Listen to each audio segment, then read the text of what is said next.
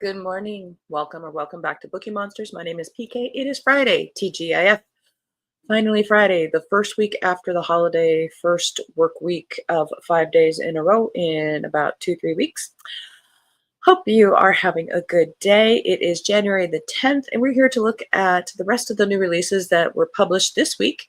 Some are leftovers from earlier this week. Some are some interesting things I have found that don't necessarily fit in the other categories. Quick announcements. I don't have any sprints tonight. I don't do them on Friday night. We will have them tomorrow afternoon, though, at 3 p.m. Eastern. They go for 5 hours tomorrow. Bring your own book, work on a project, a hobby, just relax, be productive while listening, whatever it is you want to do. It is time that is self-care carved out for you. Mary says, good morning, everyone. Happy Friday. TGIF got my heating bill today. No more bead buying for quite some time to come. Not fun. And I said, oh, honey. Book 2, it was delayed, but there's a tracking that I get notification of. I think it's going to get there today, but it's the first of many. I truly am destashing, as you say. Good afternoon, Helen. How's it going over there? I am destashing. You have no idea. You have no idea. But I appreciate being able to give it to somebody who will use them. And Mary says hi to Helen. All right, let's look at some books. So this first one, as if you see the author, is Zora Neale Hurston. Yes, this is published this week. This is a never before published novel by this author.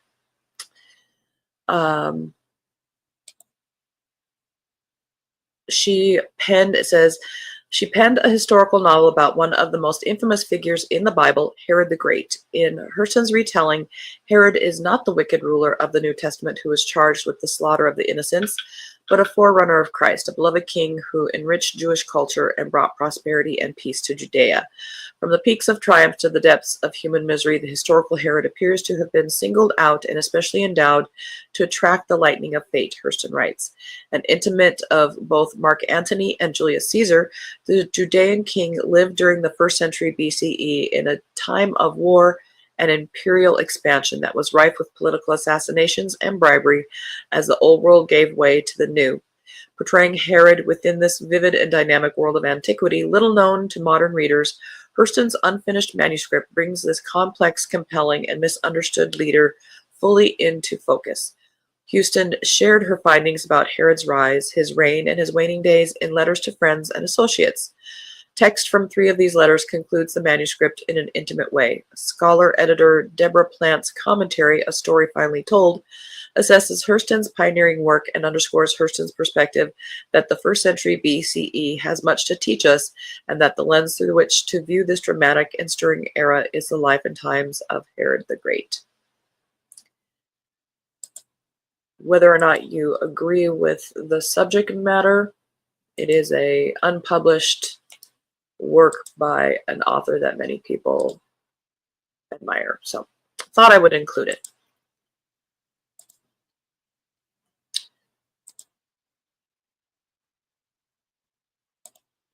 Seven here this morning. You are colder than we are. Currently, I think it's in the 20s, and we're going to get into the 30s. Mary said, never heard of an unfinished novel from Hurston. Fascinating. First, the unfinished novel, and second, the subject matter. Maybe that's why it was unpublished. Maybe she was encouraged not to publish it in the 50s. I don't know. She might not have had time or didn't feel good about it, but maybe also people were encouraging her not to. I don't know. But yes, I think that's very interesting. And it's not like an estate thing that people are doing with authors who have passed. Excuse me. This is The Heart of Winter by Jonathan Evison. Abe Winter and Ruth Warnicki were never meant to be together, at least if you ask Ruth. Yet their catastrophic blind date in college evolved into a 70-year marriage and a life on a farm on Bainbridge Island with their hens and beloved Labrador Megs. Through the years, the Winters have fallen in and out of lockstep, and from their haunting losses and guarded secrets, a dependable partnership has been forged.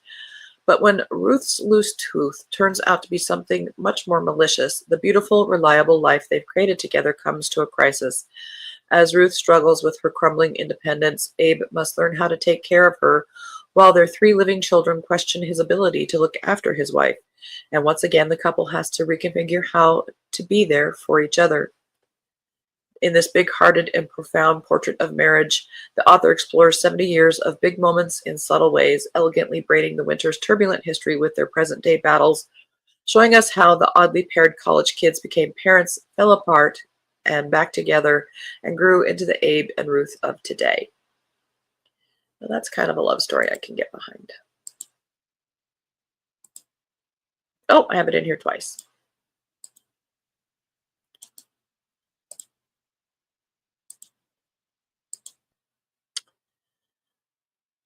This is a Reese's Book Club pick if you're into that.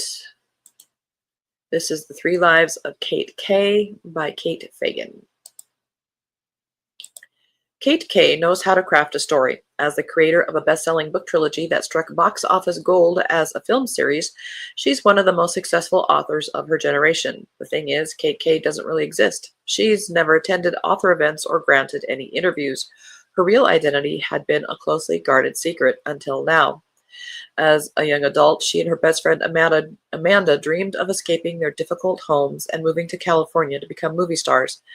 But the day before their grand adventure, a tragedy shattered their dreams, and Kate has been on the run ever since, taking on different names and charting a new future. But after a shocking revelation, Kate understands that returning home is the only way she'll be a whole person again.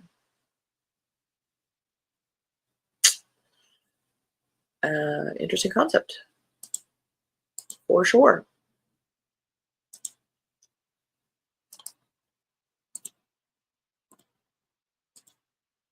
The Unbecoming of Margaret Wolfe by Issa Arson. That's a fun, Issa Arson. Up-and-coming stage actress Margaret Shord has just taken a bow as Lady Macbeth, the role she has always believed she was destined for her. At home, she plays wife to her best friend Wesley, even if she doesn't hold his sole attention romantically. After a public breakdown threatens all she holds dear, Margaret's doctor prescribes her uppers, just a little help to get through the days. When Wesley is invited by eccentric director Vaughn Klein to join the cast for an inaugural Shakespeare performance in the New Mexico desert, Margaret decides to accompany him in hopes the time away will set her back to rights. But the world she finds in Vaughn's company is filled with duplicity and betrayal. Margaret and Wesley, embroiled in an affair with a man who may not be all he seems, must find a way forward together before their story becomes the real tragedy.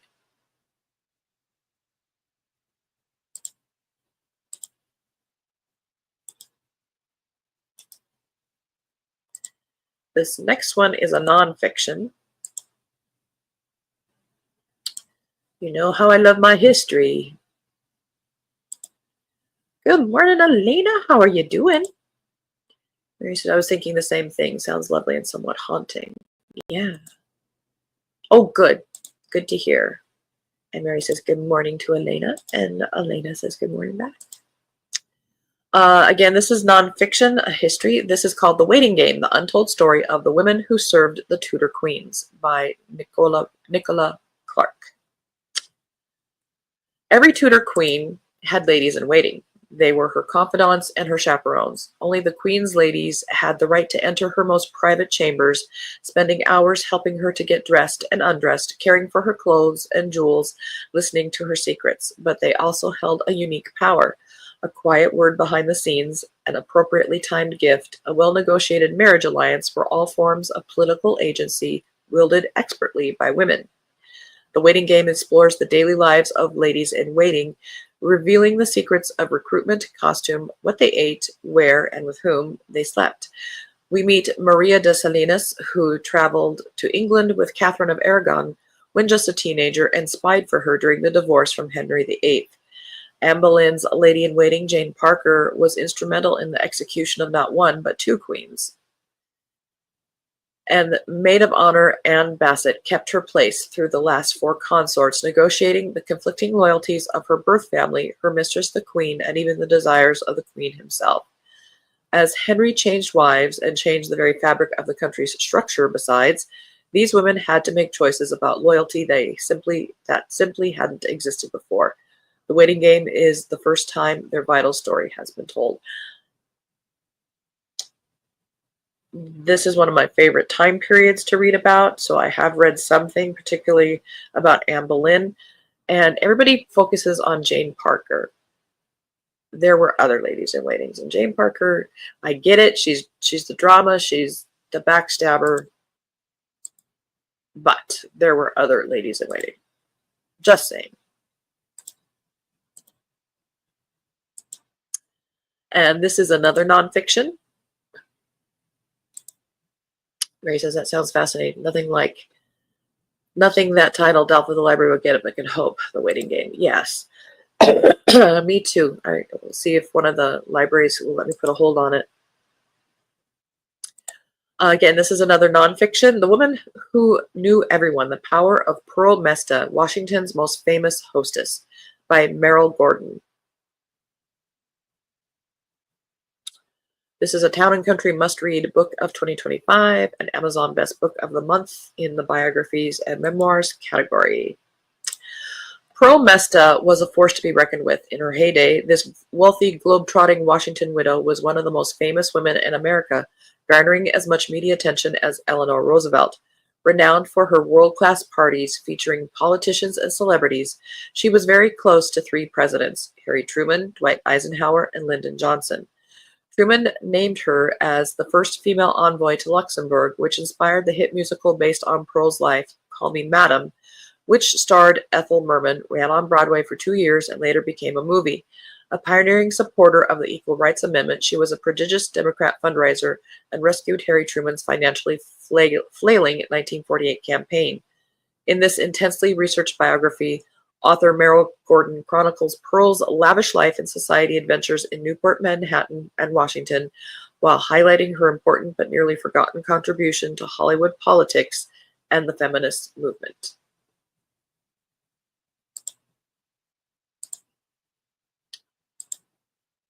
Alrighty, let's see. Excuse me, guys. Let's go to...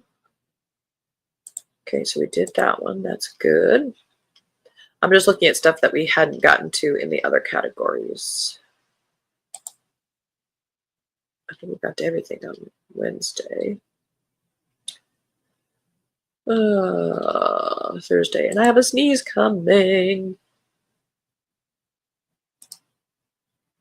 Let's check. Okay, we got 4 there. Let's go to the cozies that we had left.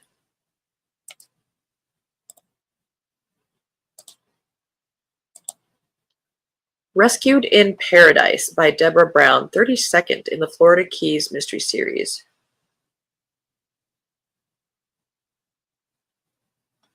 In and out, that's the plan when Madison Weston and her bestie Fabriana Marceau fire up the SUV to do a favor for their resident IT guru, Reed hacker, Xander. His friend Dixon Holmes, a financial advisor with a snazzy new Beachview condo in Miami, bragged about the hot swipe right date he had lined up, then disappeared. The trouble with mixing business with family? Good luck keeping secrets. When the situation implodes, they'll need their guy's muscle and a boatload of banked favors. One truth about life: it's full of sharks, some of them armed and cray-cray. Okay.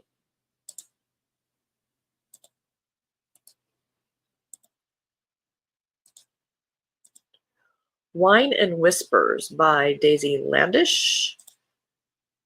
This is in the Sophie Brooks Mysteries.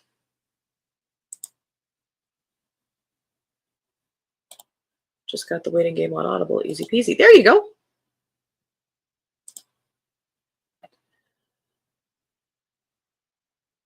Let's see.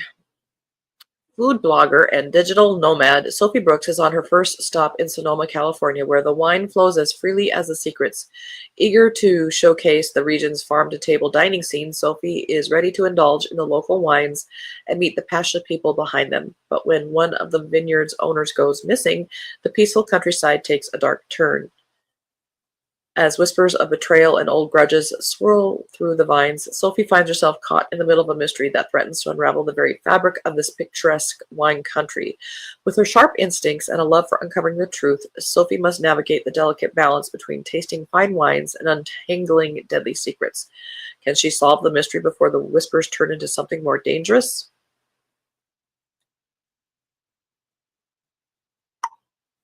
This is first in a mystery, although, did I read the prequel?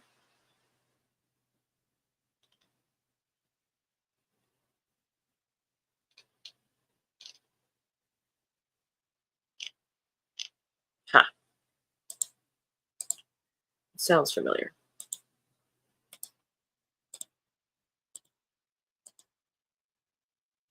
Vengeance in the Vines by Rachel Baker, second in the Riley Sunderland Mysteries.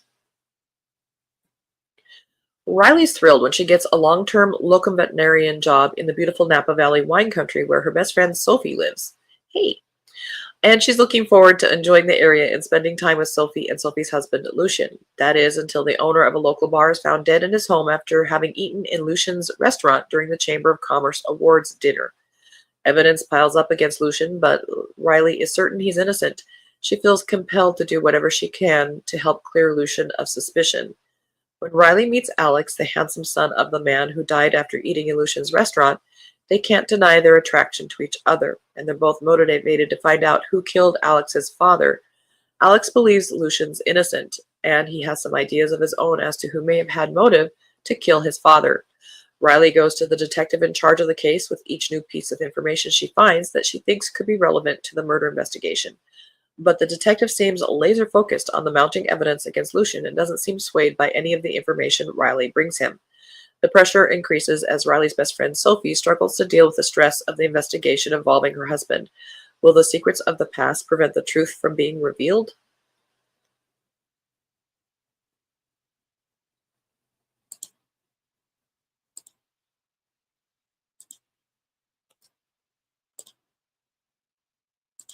And I think this is the one that we ended on. The Taverna Affair by Joanne Pence, seventh in the Cook and Inspector Mysteries.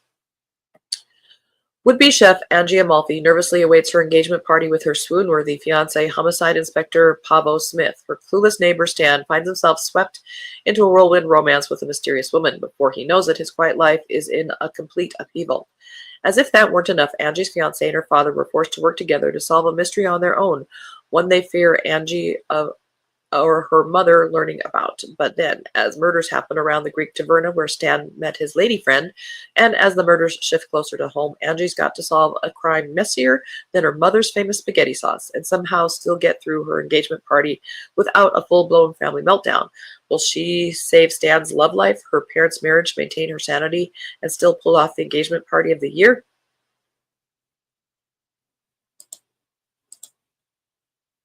All right. And then on Thursday, we had some leftover fantasy sci-fi. Visions of Darkness by A.L. Jackson. First in a series. Arya Rialta is a girl of two realities. One she was born to, the other she was chosen for. Both are a threat. Every night when Arya falls asleep, she enters the nightmare world of Fëdor to fight a war. It's her calling to help destroy the Cruan, who feed sin and chaos to our everyday world of vulnerable humans. It would be a lonely realm in which to do battle if not for Pax, Arya's dangerously irresistible soulmate, whose mere touch can kill. It's also a realm that's getting harder to escape. Arya's hallucinations are seeping into her waking world, and the Cruan are coming for her. To help Arya, Pax must do what no one in Fëdor has dared to do before: join his soulmate in the light of day. Giving in to their forbidden attraction could be the death of them. but they may not be able to stop themselves as they embark on a cross-country journey to fight the evils haunting them. As their desire grows, so do Arya's untapped powers and a menacing new force far darker than the Cruen.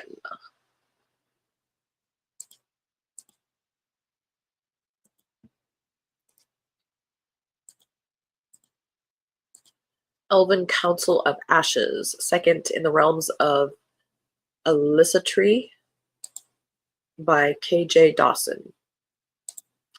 Ivy has always known that the Elven Council holds the fate of both humans and fair folk in their hands, but now their devious agenda threatens to destroy everything she holds dear. Trapped in a realm with an icy princess, deadly amulets, and fresh wounds, the least of Ivy's concerns might be her shattered heart. She may also lose her innate magic. Without a gathering seed, Ivy won't survive long in either realm. Orion has finally secured the acceptance and power he's craved all his life and stands at his father's side within the elite ranks of the court. Though he's where he has longed to be, he finds himself torn between the family he's always wanted and the elf maiden he has fallen for. His loyalties are shifting, and one wrong move could cost him everything. Old prejudices are surfacing, poison is spreading, and allies and enemies are gathering. Ivy and Orion's love and loyalty might be the key to saving their worlds, or the spark that ignites their downfall. And our alarm is about to go. This is Cold Storage by Michael C. Grumley. Technology never works well the first time, or even the second. Army veteran John Reef is living proof. John is revived in the back of a dilapidated ambulance on the run from a shadowy organization that is desperate to take him back. He is the first one, their archetype, and they need to know what happened after his escape, what is happening to his body and his mind, and they need to know now, because Reef knows he shouldn't, about them and about what they are hiding, a secret that has been in cold storage for several hundred years, and the insidious, methodical plan that has been in motion for half a century. John Reef is their key, a problem and the solution, a lab rat gone rogue at the worst possible time, but they will find him. They have to, and they will stop at nothing to get what they want. And this was the title that we were looking at. Giving it a moment. And one more. We'll do this super fast. This is by Fonda Lee and Shannon Lee. First in a new series called Breathmarked. 16-year-old June dreams of proving his worth as a warrior in the Elite Guardians tournament held every 6 years to entrust the magical scroll of heaven to a new protector. Eager to prove his skills, June hopes that a win will restore his father's pride, righting a horrible mistake that caused their banishment from his home mother and twin brother. But June's father strictly forbids him from participating. He believes there is no future in June honing his skills as a warrior, especially considering June is not breathmarked, born with a patch of dragon scales and blessed with special abilities like his twin. Determined to be the next guardian, June stows away in the wagon of Chang and his daughter Ren, performers on their way to the capital where the tournament will take place.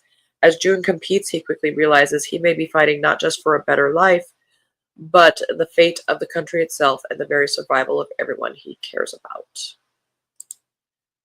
We did it! We got to everything! Woo!